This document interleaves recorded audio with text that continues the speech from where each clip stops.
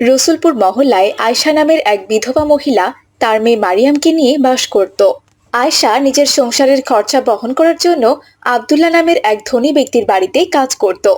আয়শার মালিকের মেয়ে ছিল মিলি, আর মিলি ছিল ভীষণ অহংকারী।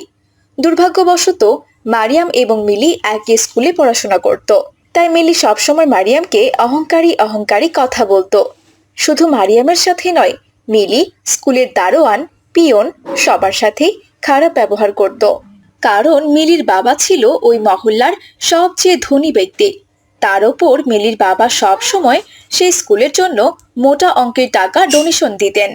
তাই মিলি সবার সাথে খারাপ ব্যবহার করা সত্ত্বেও কেউ তাকে কোনো কিছুই বলতো না।